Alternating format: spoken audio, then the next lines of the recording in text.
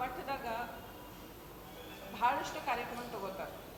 ಅದ್ರಾಗ ಇದು ಮಹಾಕುಂಭ ಯಾಕೆ ಸ್ಟಾರ್ಟ್ ಮಾಡಿದಾರಂದ್ರೆ ಇದ್ರಾಗ ಎಲ್ಲ ಕರಕುಶಲ ಇದ್ದವ್ರಿಗೆ, ಅಂದರೆ ನಮ್ಮ ಭಾರತ ದೇಶದಾಗ ಭಾಳಷ್ಟು ಕೆಲಸ, ಒಂದು ಪಾಟ್ರಿ ಇರಲಿ, ಒಂದು ಈ ಥರದ ಸ್ಟಿಚಿಂಗ್ದಾಗ ಎಷ್ಟೊಂದು ಇದು ಮಾಡ್ತಾರೋ, ರಂಗೋಲಿದಾಗ ಮಾಡ್ತಾರೋ, ಊಟ ಬೇರೆ ಬೇರೆ ಥರ ಊಟ ಅಡುಗೆ ಮಾಡ್ತಾರೋ, ಇದನ್ನ ಮಣ್ಣಿಂದ ಎಷ್ಟೊಂದು ಡೆಕೋರೇಷನ್ ಪೀಸಸ್ ಮಾಡ್ತಾರೆ. ಅರ್ವಿ ಬಟ್ಟೆ ಹೊಲಿಸೋದ ಅದ್ರಾಗೂ ಭಾಳಷ್ಟು ಬೇರೆ ಬೇರೆ ಟೈಪ್ ಇದದಾವೆ, ಕಲಾಕೃತಿ ಅದಾವೆ.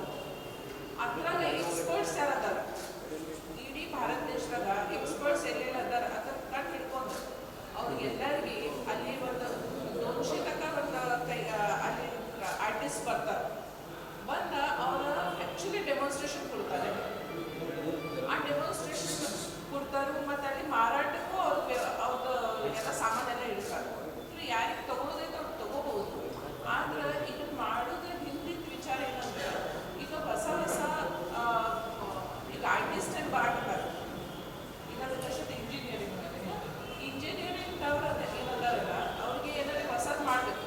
ನನಗೆ ಗಡಿಗೆ ಮಾಡೋದು ಬೆಳಗೈತಿ, ಗಡಿಗೆ ಒಳಗೆ ಬೇರೆ ಡಿಸೈನ್ ಮಾಡೋದೈತಿ. ಈಗ ಇಂಡಿಯಾದಾಗ ಯಾರೆಲ್ಲಕ್ಕಿಂತ ಚಲೋ ಮಾಡ್ತಾರಪ್ಪ ಅವ್ರಿಗೆ ಹೋಗಿ ನಾವು ಭೇಟಿ ಆಗಕ್ಕೆ ಬರೋಂಗಿಲ್ಲ, ನಮಗೆ ಕಾಂಟ್ಯಾಕ್ಟ್ ಸಿಗೋಂಗಿಲ್ಲ. ಅಂಥವೆಲ್ಲ ಕಾಂಟ್ಯಾಕ್ಟ್ಸ್ ಎಲ್ಲ ಅಲ್ಲಿ ಸಿಗ್ತಾವೆ.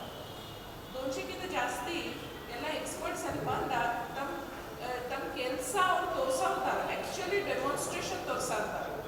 ನಾವು ಹಿಂಗೆ ಮಾಡ್ತೀವಿ, ಹಿಂಗೆ ಮಾಡಿದ್ರೆ ಹಿಂಗೆ ಅಂಥೇಳಿ.